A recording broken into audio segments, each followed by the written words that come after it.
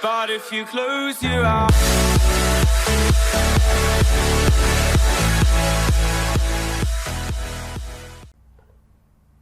Hello friends, welcome to our channel. My name is Shivam and today is the first lecture on the course on biology. The name of the first chapter is The Cell. Friends, मैं आपको ये बता देना चाहता हूँ कि ये जो कोर्स है ये स्पेशली एसएससी लेवल के एग्ज़ाम्स के लिए है। जो भी लोग दूसरे एग्ज़ाम्स की तैयारी कर रहे हैं बट वो एसएससी उसमें क्वेश्चन एसएससी लेवल के आते हैं, तो ये कोर्स उनके लिए भी सूटेबल है। और एक चीज़ मैं और ऐड करना चाहूँगा कि जितना मैं कवर कर रहा हूँ लगभग उससे ही आपका सारा कोर्स कवर हो जाएगा, और जो क्वेश्चन है वो लगभग इससे ही कवर हो जाएंगे, इस कोर्स से ही कवर हो जाएंगे। केवल आपको प्रीवियस ईयर क्वेश्चन करने पड़ेंगे। ओके फ्रेंड्स, तो चलिए स्टार्ट करते हैं। सेल की डिस्कवरी सबसे पहले रॉबर्ट हुक ने की थी 1665 में, ठीक है। लेकिन जो भी उन्होंने सेल डिस्कवर की थी वो सेल डेड सेल थी, लिविंग नहीं थी। Okay, so first living cell की डिस्कवरी की लिविंग हुक ने। ओके, अब यहाँ पे बात आई है लिविंग एंड नॉन लिविंग की। तो लिविंग थिंग्स वो होती हैं जिनमें ये 5 कैरेक्टरिस्टिक पाई जाती हैं, ओके, एंड नॉन लिविंग में ये कैरेक्टरिस्टिक नहीं पाई जाती हैं। कौन कौन सी ये कैरेक्टरिस्टिक हैं? फर्स्ट है न्यूट्रिशन, सेकेंड रेस्पायरेशन, थर्ड है एक्सर्शन, फोर्थ है ग्रोथ एंड मूवमेंट, 5 है रिप्रोडक्शन। न्यूट्रिशन में होता है जैसे हम खाना खाते हैं जो पचता है, ये सारी चीज़ें न्यूट्रिशन में आती हैं, ओके। रेस्पायरेशन में आती है, सांस लेते हैं, वो सब रेस्पायरेशन में होता है, ठीक है।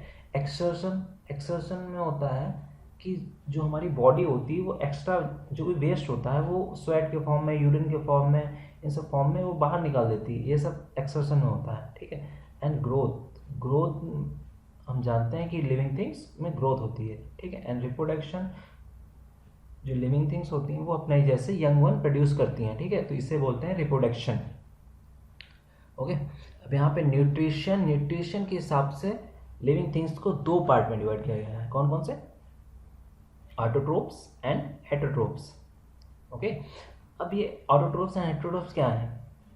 जैसे ऑटोट्रोप्स वो होते हैं, वो लिविंग थिंग्स होती हैं जो अपने फूड के लिए दूसरों पे डिपेंडेंट नहीं होती हैं, ठीक है। जैसे ग्रीन प्लांट अपने फूड के लिए दूसरों पे डिपेंडेंट नहीं है, वो सनलाइट और मिनरल से अपना फूड खुद बना लेते हैं, ठीक है, तो वो हैं ऑटोट्रोप्स, ठीक है। अब हेटरोट्रोप्स क्या होते हैं?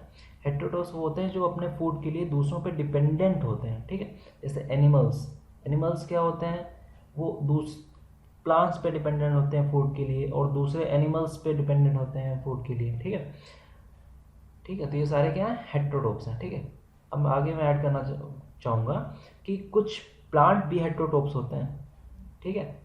कुछ प्लांट होते हैं जो अपने फूड के लिए दूसरे प्लांट पे डिपेंडेंट होते हैं, इन प्लांट को बोलते हैं पैरासिटिक प्लांट्स। आगे बढ़ते हैं, अब बात करते हैं बायोलॉजी की। बायोलॉजी को मेनली 3 पार्ट में डिवाइड किया गया है। फर्स्ट है बॉटनी, सेकेंड है जूलॉजी एंड थर्ड है माइक्रोबायोलॉजी।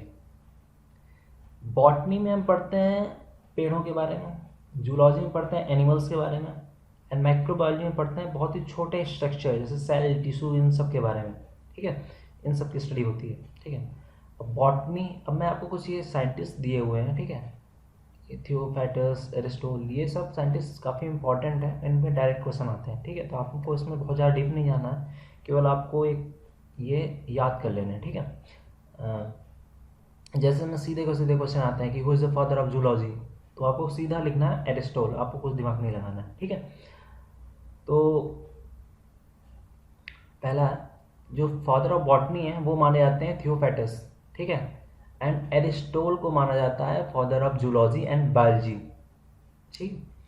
एंड माइक्रोबायोलॉजी के फादर माने जाते हैं लुईस पास्चर।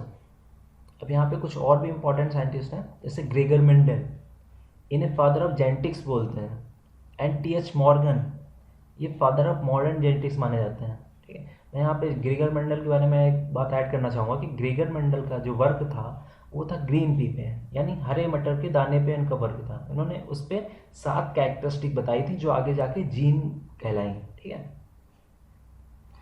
अब आते हैं लियोनार्डो डिविंची, ये फादर ऑफ पैलेंटोलॉजी माने जाते हैं। ठीक है, पैलेंटोलॉजी किसे बोलते हैं? पैलेंटोलॉजी बोलते हैं स्टडी ऑफ फॉसिल्स, यानी जीवाश्म की स्टडी को बोलते हैं पैलेंटोलॉजी। ओके, अब सेल की बात आती है, तो cell is a basic and fundamental unit of life. मतलब कि जो बेसिक चीज़ है किसी लिविंग थिंग की वो सेल है, यानी जितनी भी लिविंग थिंग्स हैं वो छोटी छोटी सेल से मिलके बनी है। ठीक है, हमारा शरीर है वो छोटी छोटी सेल से मिलके बना है। ठीक है, तो ये सेल है।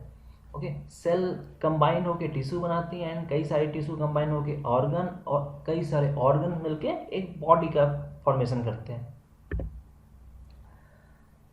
अब आते हैं आगे, स्टडी ऑफ सेल को बोलते हैं साइटोलॉजी। ठीक है, हिस्टोलॉजी बोलते हैं स्टडी ऑफ टिश्यू को। ठीक है, अब ये सेल एंड टिश्यू जो है ये बहुत ही छोटे लेवल के, बहुत ही मतलब छोटे चीज़ें हैं। ठीक है, ये हम अपनी आंखों से इतने छोटे होते हैं कि हम इनको आंखों से नहीं देख सकते, तो इनको देखने के लिए हम माइक्रोस्कोप का यूज़ करते हैं। अब माइक्रोस्कोप मेनली दो टाइप के होते हैं, light microscope and electron microscope.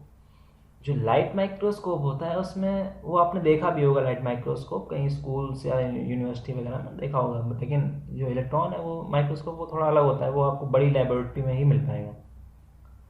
तो जो लाइट माइक्रोस्कोप होता है उसमें क्या होता है कि लाइट के थ्रू हम देखते हैं। ठीक है, लेकिन जो इलेक्ट्रॉन माइक्रोस्कोप होता है इसमें हम लाइट का यूज़ नहीं करते हैं, इसमें हम लाइट की जगह इलेक्ट्रॉन बीम का यूज़ करते हैं। ठीक है, क्या होता है कि इलेक्ट्रॉन बीम, जिस चीज़ को हमें देखना होता है उसमें इलेक्ट्रॉन बीम डालते हैं और एक उसकी फिल्म बनती है, उस फिल्म की हम ब्लैक एंड वाइट फिल्म बनती है, उसकी फिर स्टडी करते हैं। ठीक है, इसको आपको डीप में नहीं जाना है, जो मैं अभी बता दूंगा क्या क्या है। तो आपको याद क्या रखना है इलेक्ट्रॉन माइक्रोस्कोप में कि इसकी डिस्कवरी नॉल एंड रस्का ने की थी। यहाँ पे नॉल अलग साइंटिस्ट है, रस्का अलग साइंटिस्ट है, दोनों अलग अलग साइंटिस्ट हैं। ठीक है, तो इलेक्ट्रॉन माइक्रोस्कोप की डिस्कवरी किसने की थी? नॉल एंड रस्का ने। ठीक है, एंड इसमें लाइट की जगह इलेक्ट्रॉन बीम यूज होती है। ठीक है, इसका मैग्निफिकेशन रेशियो 1,00,000 टाइम्स है, यानी ये किसी भी चीज़ को 1,00,000 गुना बड़ा दिखा सकता है। ठीक है, तो आपको इसमें जो मेन चीज़ें याद रखनी है वो ये है कि इसकी डिस्कवरी की थी नॉल एंड रस्का ने। ठीक है, एंड इसमें लाइट की जगह इलेक्ट्रॉन बीम का यूज करते हैं, बस आपको इतना याद रखना है इलेक्ट्रॉन माइक्रोस्कोप में। ओके, अब आते हैं टाइप ऑफ सेल। सेल्स को दो पार्ट में डिवाइड किया गया है, प्रोकैरियोटिक एंड यूकैरियोटिक। ठीक है, प्रोकैरियोटिक अनडेवलप्ड सेल्स हैं। ठीक है, इसमें न्यूक्लियस फाउंड नहीं होता है, न्यूक्लियस नहीं होता है। यूकैरियोटिक डेवलप्ड सेल है, इसमें न्यूक्लियस होता है और कई तरह के ऑर्गेनल्स होते हैं। ठीक है, ये जो प्रोकैरियोटिक है ये यूनिसेलुलर ऑर्गेनिज्म में पाया जाता है, यानी कि जो ऑर्गेनिज्म केवल सिंगल सेल से बने हैं वो बोलते हैं, उन्हें बोलते हैं यूनिसेलुलर ऑर्गेनिज्म। ठीक है, तो प्रोकैरियोटिक सेल इनमें पाई जाती है। ठीक है, कौन कौन से हैं? जैसे अमीबा, पैरामीशियम, बैक्टीरिया, ये सब यूनिसेलुलर ऑर्गेनिज्म है। ठीक है, और यूकैरियोटिक पाई जाती है मल्टी सेलुलर ऑर्गेनिज्म में। मल्टी सेलुलर ऑर्गेनिज्म क्या होते हैं? जो कई सारी सेल से मिलकर बने होते हैं, जैसे हमारा शरीर, ह्यूमन शरीर एक कई सारी सेल से मिलके बना है। ठीक है, तो वो मल्टी सेलुलर ऑर्गेनिज्म है। ओके, आगे आते हैं, double bonded organelles are absent. What is double bonded organelles? दरअसल क्या होता है कि जो यूकैरियोटिक सेल्स होती हैं उसमें जितने भी इसके पार्ट होते हैं, जितने ऑर्गेनल्स होते हैं ना, वो डबल मेम्ब्रेन से बॉन्डेड होते हैं। ठीक है, तो वो बोलते हैं, उन्हें बोलते हैं डबल बॉन्डेड ऑर्गेनल्स। ठीक है, तो ये प्रोकैरियोटिक में एब्सेंट होते हैं जबकि यूकैरियोटिक में होते हैं।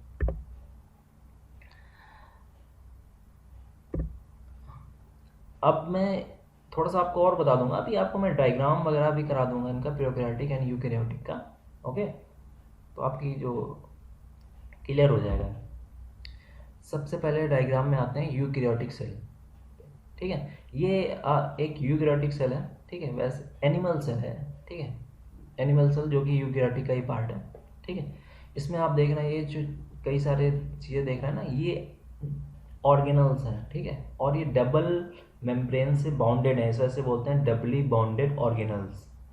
ओके, ये इसका जो स्ट्रक्चर होता है ये कुछ हद तक स्फेरिकल होता है, यानी कि गोल गेंद जैसा होता है। ठीक है, इसकी जो बाहरी लेयर है उसे बोलते हैं सेल मेम्ब्रेन, एंड इसके जो कुछ इंपॉर्टेंट ऑर्गेनल्स हैं वो जो आपको याद करने हैं वो मैं आपको बता देता हूँ कौन कौन से हैं। ठीक है, एक है mitochondria.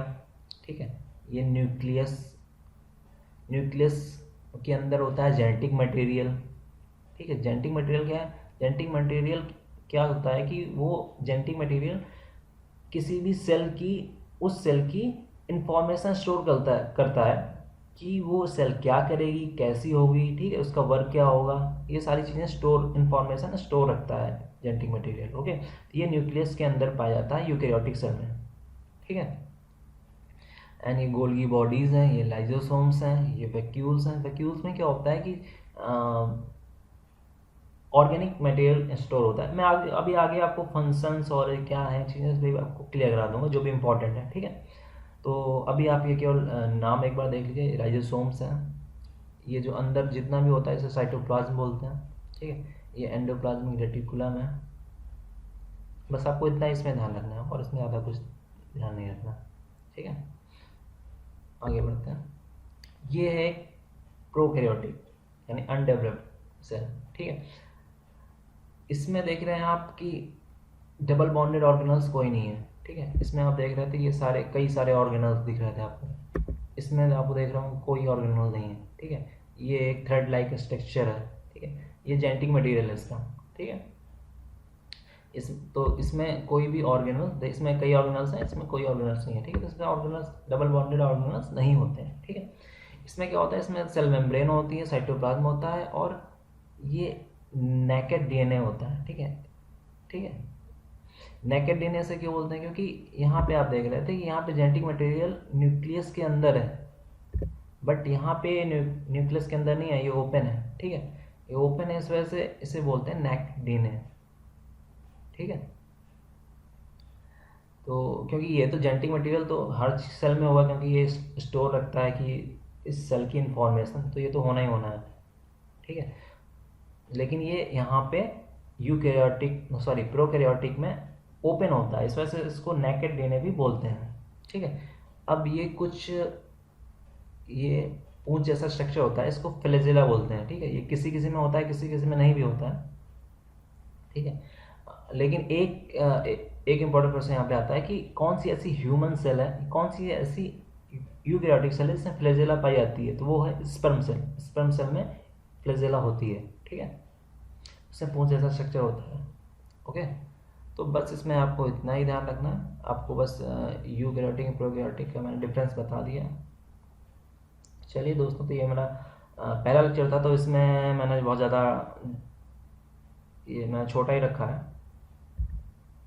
Okay, thank you friends. अगर आपको ये वीडियो पसंद आता है तो इसको लाइक एंड शेयर करें।